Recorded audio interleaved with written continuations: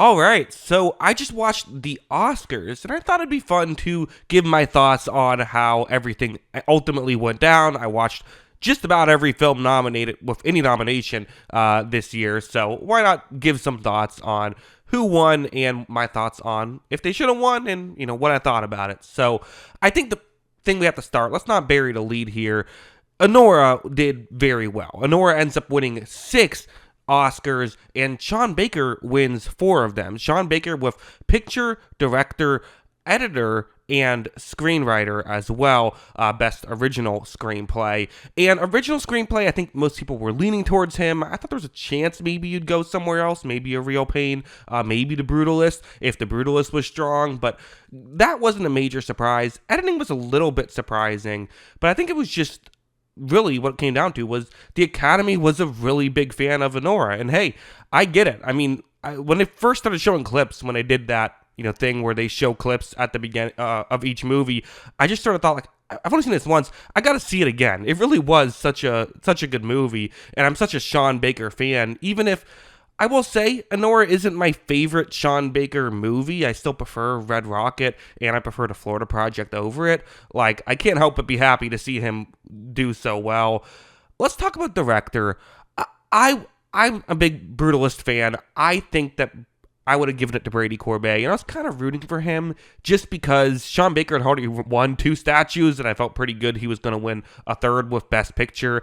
I kind of would have liked to see Brady Corbet get one, but again, the Academy just really, really liked Anora, and I will say too, like, Anora was a really well-directed movie as well. Every aspect of Anora was very good. I have no beef with any of the Oscars. Sometimes when one sweeps, you kind of almost hope a different one could have won, and you kind of spread the wealth a little bit, but ultimately, like, the Academy just liked the direction of Anora better, so you can't really argue with that. And as for Best Picture as well, it was one where, I mean, going into the night, I really felt like either Anora or The Brutalist could win, maybe a sliver of Conclave opportunities early on, but ultimately, once you got to the Best Picture, you knew that Anora was going to win. You knew The Brutalist wasn't going to, just because Anora had won so many key categories at that point. And it's cool. It's cool to see a movie like that win Best Picture. And I think one thing that is worth noting is as the Academy has, expanded and added more foreign bodies, which we'll get into, and things of that nature, I think we've seen more interesting picks. Last year was Oppenheimer. That's kind of the movie that's going to win like 10 out of 10 years regardless, just because of what it is. But 2 years ago, we saw Everything Everywhere All at Once, so I guess that's 2 movies in the past 3 years, but still, 2 movies in the past 3 years that you wouldn't typically consider a normal Oscar player that has now won Best Picture. I think that's cool. So if you haven't seen Anora yet, definitely check it out. And I still recommend The Brutalist. It's better on the big screen, but if you need to watch it on your TV now, it's still worth it. Best Actress is where we should go next, because this was I think, other than, I would say director was a big question, picture was a big question. Best Actress, though, might have been the biggest question mark I had going into tonight of who was going to win, Demi Moore or Mikey Madison, and I kind of thought it was going to be Demi Moore. I was leaning Demi Moore, really, until Sean Baker kept collecting statues, and then I thought, well, maybe Mikey Madison has a chance. And listen, I'm going to say this. If I had a vote, I would have given it to Demi Moore out of the 2. I really would have. I think when I did my... I made a video where I said who I would pick, nominate and pick for every award, and I think I picked Lily Rose Depp for Nosferatu, but that's just not an Oscar movie. I get it. Although neither is The Substance, and Demi Moore still found a way to. It became an Oscar movie, right? But I do think that, again, sometimes it just comes down to the movie that people like more, and also horror notoriously really kind of struggles sometimes with winning awards because there's just not, horror is more divisive of a medium than other films, than a comedy drama like Anora. So because of that, there's more people that are going to pay more attention to Mikey Madison. I will say, though, very happy to see Mikey Madison win the award. I think she was great. I think she was Oscar worthy, and just that's fun. That's fun to see her have an Oscar now. So I'm not mad at it. I would have picked Demi Moore, but I wasn't mad to see Mikey Madison win that one. Also, a correction. I believe I said 6 Oscars that Anora won. It was. I'm looking at the list now. It's 5. I thought I heard them say 6. I must have misheard because I thought it was 5, and then I thought they said 6, so that's why I said 6. Anyway, let's get into some of the other awards. Adrian Brody was someone who I was happy to see. He would have been my pick out of any performance I saw this year for Best Actor. I thought he was incredible. It's interesting that he's essentially played, someone from that time period twice that has won the Oscar. He was in his speech, which, on a side note, speech went on very long. It was funny because they started playing him off, which I don't know if I've ever seen the Best Actor get played off. I'm sure it's happened. I forget things all the time, but the Best Actor is getting played off. He says, well, hold on, I got a little bit more to say, and he's the Best Actor. They just straight up cut off some other people. For him, they're going to give him a little bit of time. Okay, I get it. And then he just seemingly was taking like 30 seconds in between words to say things. Like, Adrian, it's not even like you're saying too much. You're just taking too long in between it. But one thing he brought up was how long it's been and how he's had perspective, because he was the youngest person to win the Best Actor Oscar. Now, with a little bit more perspective, it's I thought that was an interesting thing for him to bring up. Personally, Chalamet was the other guy, and I thought Chalamet was very good in his role. It wasn't a movie that I loved, but I thought he was very good in that performance. But to me, Brody was on another level. Colman Domingo, I wouldn't have hated winning either, but ultimately, the Academy was not crazy about Sing Sing, so no issues there. Best Supporting Actress, Zoe Saldana winning for Emilia Perez. I was kind of hoping we could get a Ariana Grande win here, because I thought she was really good in the movie. Not like I'm not a fan of her as a person. I don't I'm not like a Ariana Grande music fan or anything, but in terms of her performance, I thought she was really good. But I wasn't even crazy about Zoe Saldana's performance in Emilia Perez, to be honest. That's kind of the one thing people have praised when they watch Emilia Perez, because it's been a very criticized movie. I wasn't even crazy about that, but she did do a lot. She had to, sing and dance and perform and all of that stuff, so I do understand it. And, out of all the people involved in Emilia Perez, she seemingly is the least controversial, so, okay, I understand that one. Best Supporting Actor, Kieran Culkin wins. This was the lock of the night. He opens the show, essentially. They know he's going to give a good speech, and he was very funny there with the 4 kids stuff and all of that, which I thought was very funny. And yeah, again, I thought he was really good. I thought he deserved the performance. There's been this weird pushback with Kieran Culkin that I'm kind of surprised to see. I guess it makes sense. Anytime someone is a lock for that long, there's going to start to be some pushback of, people going in with higher expectations than maybe is fair. And of course, some people just legitimately disagreeing, which of course is cool. But, I thought he was really good. I really think he deserved the award. And for this, is it category fraud? You could make the argument. I think they probably should define that stuff a little clearer, in my opinion, because it is a little unfair that, Guy Pearce, he just, percentage-wise, then so much less of the Brutalist than Kieran Culkin, so you're going to remember Kieran Culkin more when you walk out.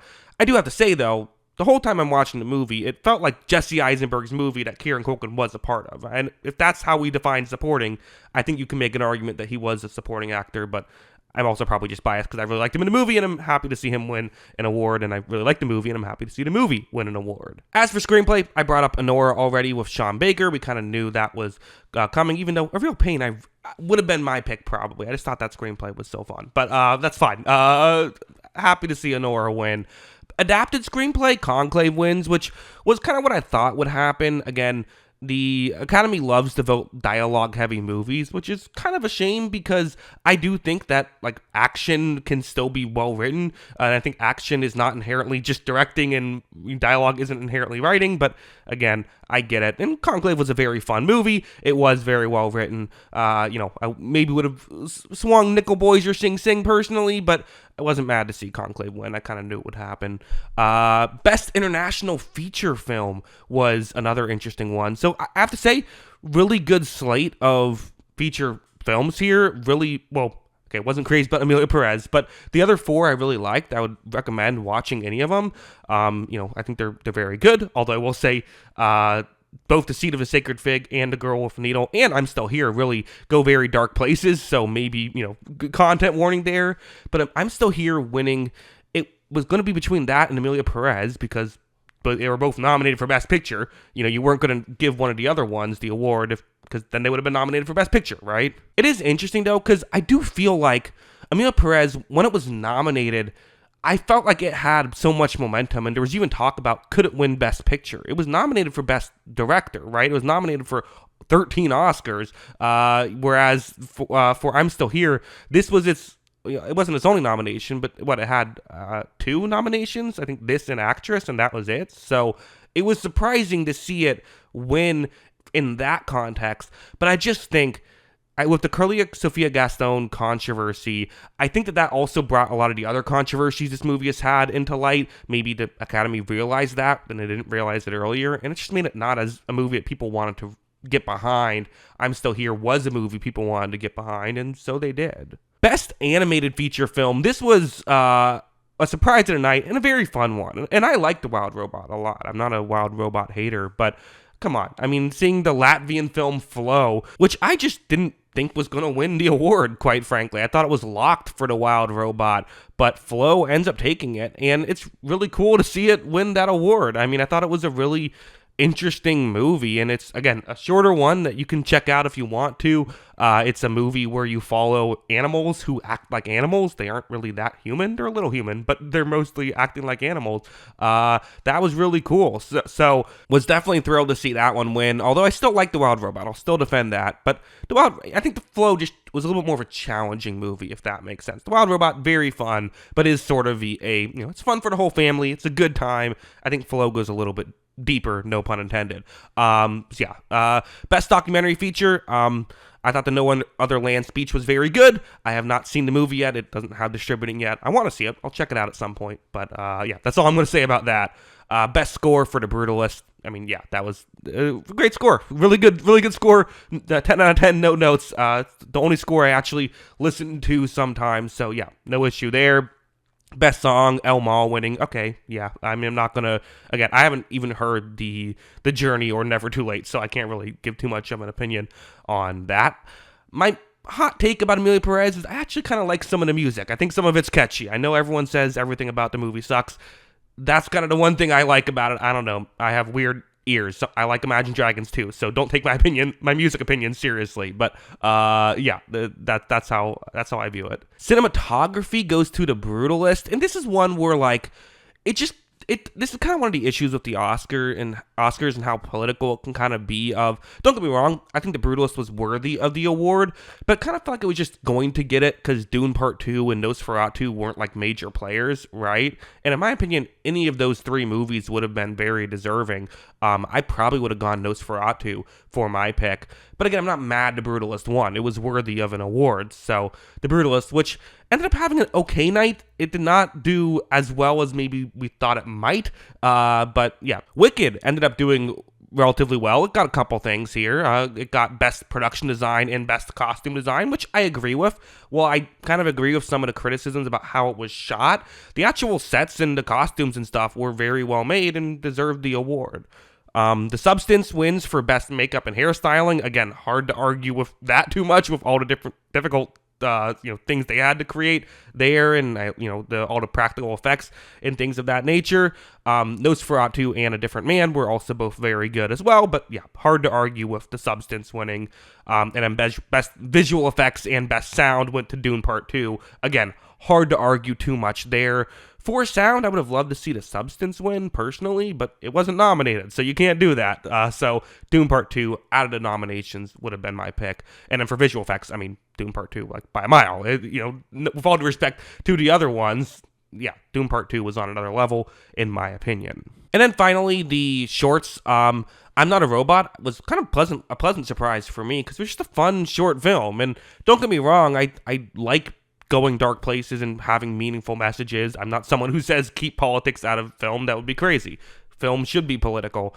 But it's also nice to see just a fun, silly, and there are some deeper messages you can get behind if I'm Not a Robot, but at its core, it's a Black Mirror episode that's 20 minutes long, and it was fun, so I was happy to see that. In the Shadow of the Cypress, another one that I really liked, and it was one of my favorite of the animated short films, so to see it win was cool, and kind of a surprise. I didn't expect it going in. And then The Only Girl in the Orchestra wasn't one I was crazy about, but okay. If my least favorite win is the best documentary short film, and even that one I thought was fine, a pretty good Oscars, I would say. And as a whole, that's how I view it. I thought Conan was very funny.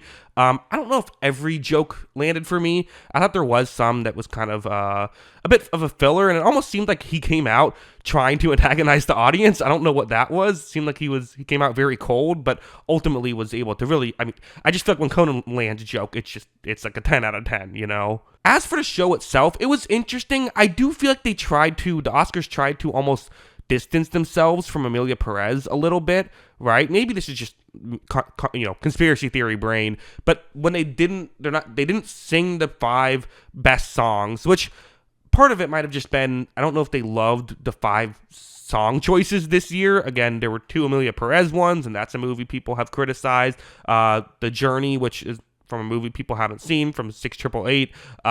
Like a Bird from Sing Sing. I'm sure that would have been cool, but again, I don't know if that's getting people to tune in. And then I bet an Elton John song would have worked. But as a whole, I think that, there's no I'm Just Ken, there's no Billie Eilish to, I think, if people are, flipping channels, not that anyone does that anymore, but if people were flipping channels, they would stay on it. I wonder if it was just that it would probably be the reason they didn't do it. But because of that, they made up for it in other ways.